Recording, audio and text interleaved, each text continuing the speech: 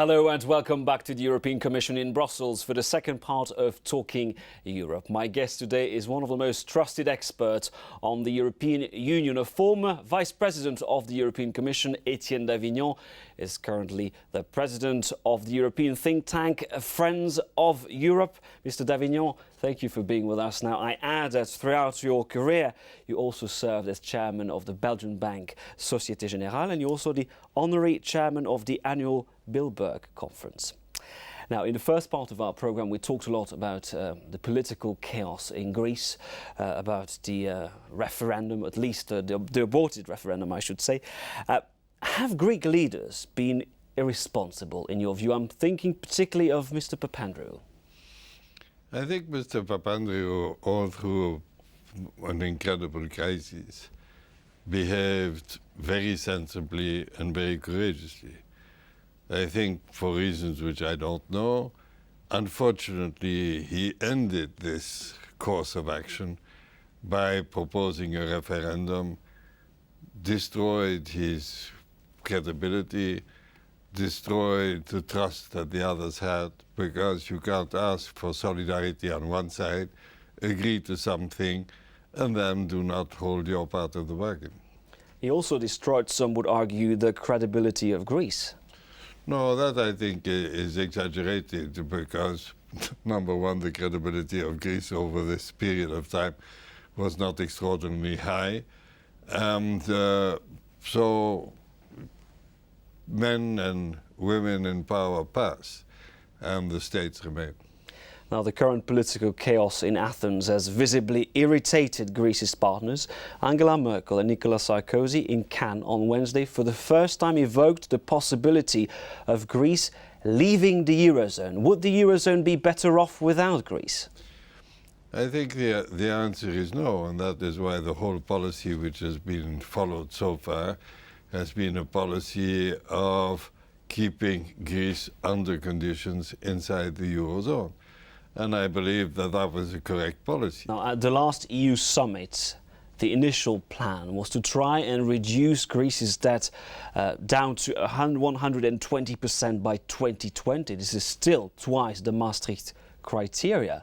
Wouldn't Greece be better off if it left the Eurozone and if it managed to devalue its way into recovery? Well, that is where the difference between theory and practice exists. Who are the most important bondholders of Greece? Are the Greek banks, so the Greek economy. So if they go bankrupt, you have to recapitalize them. You can't have an economy if there is not credit, and that is an enormous cost. All the rest is what will be the value of the drachma, what will be the value of the contracts that you've made in euro.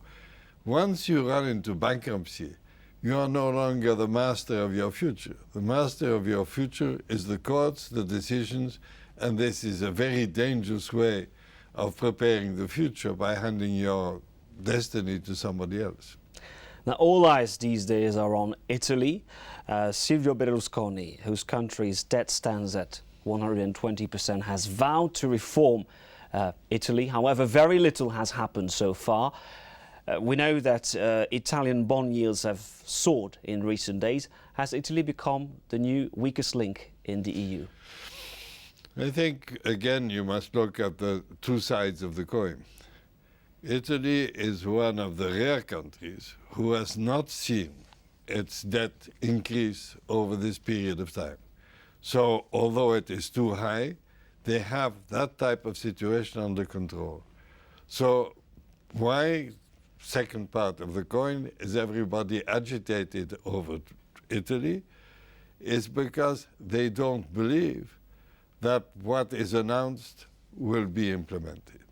And here you have a problem of a political liability, which is the Prime Minister of Italy. This is the assessment of the markets. This is a fact.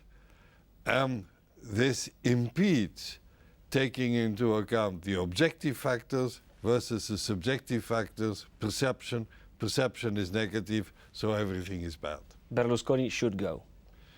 Well, here you come into how do you deal with democracy. As long as he has a majority, the majority represents what the citizens voted, he is not an illegitimate prime minister. The question is, as a responsible person, if you feel that the task you've been elected to accomplish, you are no longer an asset but a liability, what then do you do? This turns on to the responsibility of leaders versus the task they are asked to carry out. Now, in recent months, the feeling in Brussels has been that Germany, Europe's largest member, and certainly the largest member of the Eurozone, has been somehow imposing its views on its partners to the detriment of the European institutions. I'd like to hear your opinion on this in a moment. But first, we ask in our next report whether Europe is indeed governed by Berlin. Cynics say that in the Franco-German relationship, it's Angela Merkel that wears the trousers. But even more measured opinion agrees that Germany has very much the upper hand. Germany's ability and room to maneuver is its economic capacity, because it's not just its budgetary strength, but its competitiveness as well. German exports currently stand at 150 billion euros, which is well above France's, expected to be below 92 billion this year. We currently don't have the same room for maneuver, but we can't say it too loudly because it's pretty much the fable of the grasshopper and the ant. And that ant surrounded by grasshoppers is Germany. Berlin got its deficits under control, reduced its debt, and its export sector is strong. But while this was happening, Greece's economy was tanking, Italy's edging towards the same, and France and Spain let their deficits increase. And the fable became a bitter reality. There's a double dependency, a dependency on Germany, which is setting the rules, and a dependency on China. And Berlin calls the shots. The country that pays the most decides, and that is Germany. The country is by far the biggest contributor to the European Financial Stability Facility, the fund intended to help out troubled economies. The Chancellor therefore has imposed a string of conditions. She demanded a reduction of Greece's debt. She also wanted a recapitalisation of banks, both of which she got. She has opposed any state control of the European Central Bank, and she has also demanded that private banks participate in the bailout of Greece. Once again, she got what she wanted. A measure of Germany's clout is that the Bundestag was the only European Parliament to be consulted before the last-ditch summit in Brussels. For decades, Germany has been content to bankroll much of the EU's activities while taking a back seat. That now is very much a thing of the past. Etienne d'Avignon, as a former Vice President of the European Commission and someone who knew personally the founding members of the European Union, do you regret what is perceived as a Franco-German or increasingly a German diktat of Europe to the detriment of the Commission, of the Parliament? I think there are three remarks that have to be made. If I take the summary of what Berlin wants, is what everybody wants. Everybody wants independence of the European Central Bank, which is the only federalist institution with the European Court of Justice. Everybody wants more responsibility. Everyone really wants to see orthodox fiscal policy, and thank God that Germany, who broke the pact to start with France, is now returned. So I think the fact that they are supporting what is a common sense approach is something which cannot be criticized. But doesn't austerity sometimes come at the cost of growth in the German thinking? I think that you must still remember that when Germany proudly speaks about its exports, the larger majority of these exports are inside the European Union and the Eurozone. Germany exports in euros. That is why the strength of the euro does not hurt Germany as much as one might have feared, and as much as one would fear if there was not the euro and the Deutsche Mark. The Deutsche Mark would be way above the euro in terms of currency. So one must keep a very rational mind. If the Germans want what we all want and say so, why should we complain? The other question is it sufficient that Germany with France agree that this makes European policy, the answer is no. Because you can't limit the project. And the project is sustainability, credibility to the whims of relationship in between France and Germany. And you've all been writing about that. Sometimes it goes well, sometimes it goes badly. And once you come to structuring the project, then you need a legal and an institutional base, exactly what we created when we created the European Stability Fund. We will have to do that to give teeth to what we do on the coordination of economy and so on and so forth. So you have both. Are the Germans as big contributors, important players and indispensable players? Yes. Can they play at the expense of the others? The answer is no. Now, this week was, of course, a test for the ECB's new president, Mario Draghi, an Italian. He surprised the markets by lowering its rate by 1/4 percentage point to 1.25%. Was this a wise decision? Is this a good decision to restart growth? I think it is, as always. I mean, when you have an as low interest rate and you bring it down by 1/4%, it's not going to change everything, but it's a signal. And I think the signal that the European Bank is also attentive to the necessities of growth is a common sense signal, a signal which I'm quite sure Trichet could have done before, but wanted to keep this ammunition for his successor. And I think it's the right signal. Now, you served as chairman of one of Europe's leading banks, the former Société Générale de Belgique. I'd like to ask you, as a former banker, what do you make of the idea of taxing financial transactions? We know that's something the Europeans were defending at the G20 summit in Cannes. Well, I think, there is a general dissatisfaction with the financial sector.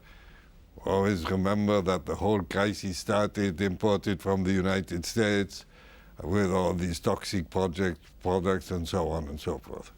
And so it is important that what can be done not to allow purely transactions to have a value in themselves and have a very small tax on them, but because of the multiplication of the transactions will not change anything. There will not be more, there will not be less, and brings back money into the economy is, of course, not a bad idea. So that means that if the Americans don't want it, if the British don't want it, it could be safe to do it within the Eurozone exclusively.